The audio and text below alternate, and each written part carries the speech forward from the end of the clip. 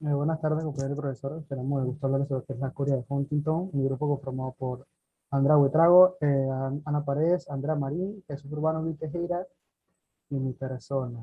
Aquí falta Paola Arango. Bueno, como introducción, tenemos que la coria o enfermedad de Huntington es un trastorno cerebral hereditario que afecta a personas de todas las razas en todo el mundo. Esta toma el nombre del doctor George Huntington, médico que describió la coria de Huntington en el año 1872.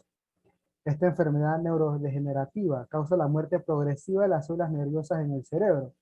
Los síntomas suelen aparecer entre las edades de 30 y 50 y progresan por 10 a 25 años. Esta enfermedad también puede afectar a niños pequeños, adolescentes y ancianos.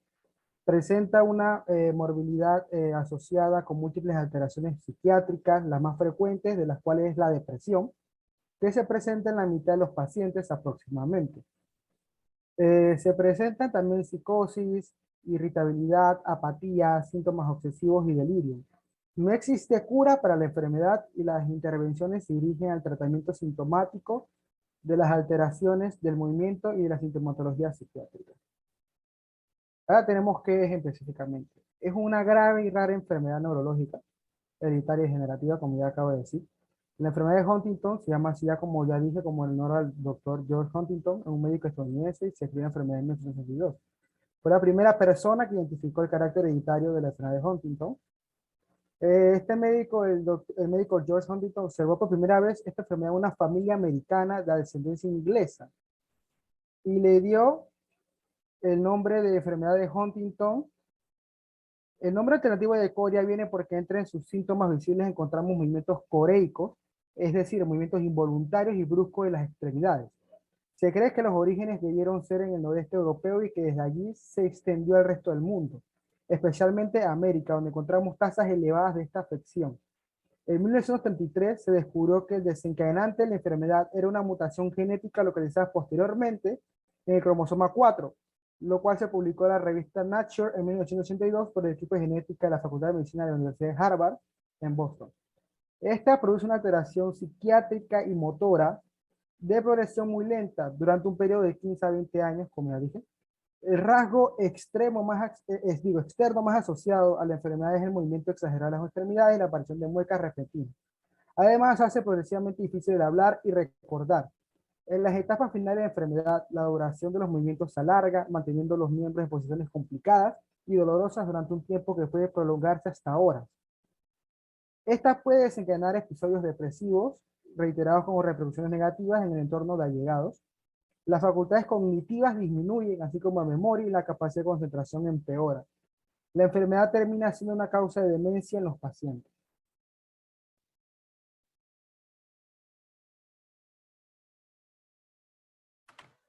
Causas. La enfermedad de Huntington es causada por un defecto genético en el cromosoma 4. Este defecto hace una porción del ADN que parezca mucho más grande de lo normal. El gen defectuoso que provoca la enfermedad es dominante. Este gen proporciona instrucciones para producir una proteína llamada huntingtina, pero no se sabe la función exacta de esta proteína, pero parece jugar un papel muy importante en las neuronas del cerebro. La mutación genética involucra un segmento del ADN llamado repetición de trinucleótidos, en este caso de citosina, adenina y guanina. Normalmente este segmento es responsable de la formación de glutamina a partir del aminoácido. Un aumento en el número de repeticiones de fragmentos de citosina, adenina y guanina da como el resultado la producción de una copia anormal larga de esta proteína. La proteína alargada de forma normal se corta en trozos tóxicos mucho más pequeños que se empiezan a pegar y se acumulan en las neuronas, interrumpiendo las funciones normales de estas células. Por lo general, el segmento se repite de 10 a 28 veces, pero en una persona con esta enfermedad, la enfermedad de Huntington, ocurre de 36 a 120 veces. Cuantas más repeticiones, más probabilidad hay de que los síntomas aparezcan a una edad mucho más temprana. Hay dos formatos de la enfermedad de Huntington. El más común es al inicio de la edad adulta, que suelen desarrollarse síntomas entre la tercera y la cuarta década de la vida. Si alguno de nuestros padres tiene esta enfermedad, es probable que el 50% nosotros podamos contraer el gen. Y si alguno de tus padres obtuvieron, también es posible que nosotros podamos transmitirlo a nuestros hijos. Siguiente. Los síntomas. Los síntomas de la enfermedad de Huntington pueden desarrollarse en cualquier momento, pero a menudo aparecen por primera vez cuando las personas tienen entre 30 y 40 años. Si la afección se desarrolla antes de los 20, esta es el Huntington juvenil. Cuando el Huntington se desarrolla temprano, esto pueden ocurrir los siguientes síntomas, como los trastornos de movimiento, que son movimientos espasmódicos o de contorsión involuntarios, problemas musculares como rigidez o contracturas musculares, movimientos oculares lentos o anormales, marcha, postura y equilibrios afectados. También podemos presentar dificultades para hablar o tragar, trastornos cognitivos, dificultad para organizarse, establecer prioridades o enfocarse en tareas, falta de flexibilidad o tendencia a quedarse sumido en un pensamiento, una conducta o acción. La falta de control de los impulsos, que puede tener como consecuencia arrebatos o actuar sin pensar. Falta de conciencia sobre las conductas y habilidades propias. Lentitud para procesar pensamientos y también para aprender información nueva. También poseemos lo que son los trastornos psiquiátricos, esto, son los más frecuentes asociados a la enfermedad de Huntington, como la depresión, que parece ocurrir debido a las lesiones que hay en el cerebro y posterior a los cambios en el funcionamiento cerebral.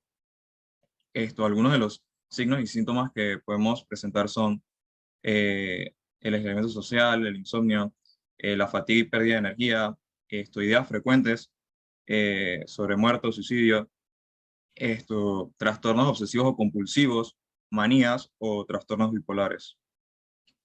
Siguiente. Los síntomas de la enfermedad de Huntington juvenil. Entre los problemas que suelen presentarse al principio del curso de esta enfermedad se encuentran los cambios en la conducta y los cambios físicos.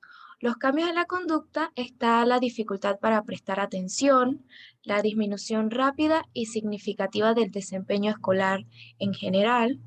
Están también los problemas de conducta y en los cambios físicos podemos apreciar los músculos contraídos y rígidos que afectan la marcha, especialmente en los niños más pequeños. También están los temblores o movimientos involuntarios leves, las caídas frecuentes o tropiezos y, en algunos casos, las convulsiones.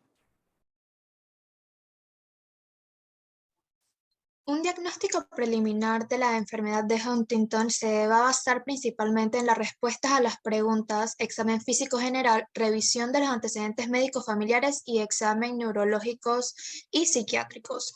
Los diagnósticos se van a dividir en examen neurológico, donde el neurólogo hará preguntas y hará pruebas relativamente simples para determinar los síntomas motores como los reflejos, la fuerza muscular y el equilibrio, los síntomas sensoriales, incluyendo el sentido del tacto, la visión y la audición, y los síntomas psiquiátricos como el estado de ánimo y mental.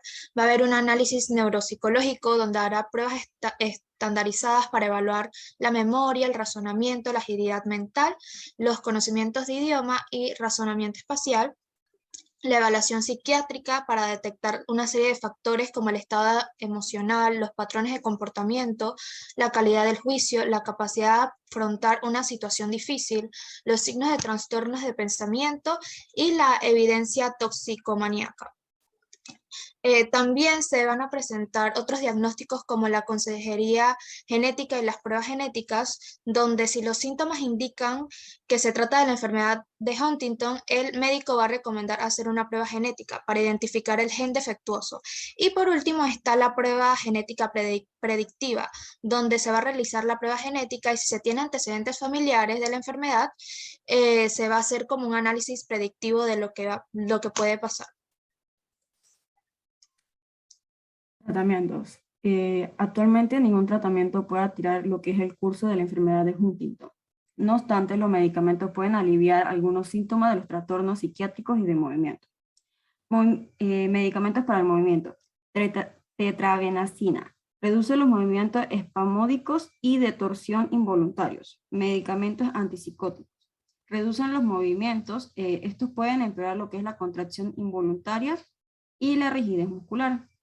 Medicamentos para trastornos psiquiátricos. Estos pueden variar según el trastorno y los síntomas del paciente.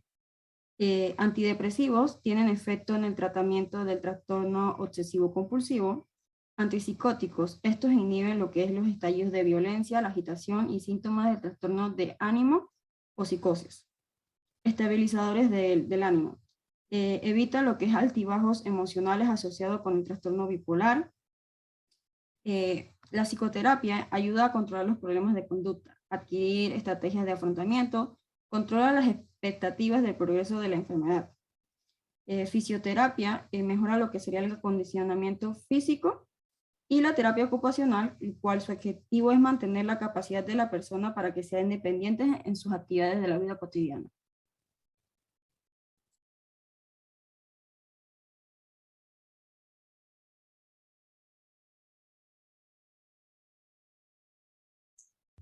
Disculpe, tenía el micrófono apagado.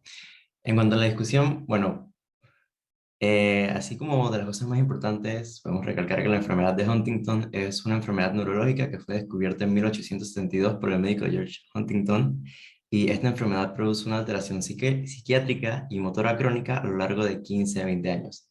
Es una enfermedad hereditaria y aunque se presenta con más frecuencia en adultos, es importante tener en cuenta que también se puede presentar en jóvenes con síntomas diferentes a los que se presentan en los adultos. Actualmente no existe ningún tratamiento para curar la enfermedad como tal, pero sí hay medicamentos y formas de terapia que pueden ralentizar el avance de la misma y ayudar a sobrellevar algunos de los síntomas que se presentan, como son los trastornos del movimiento.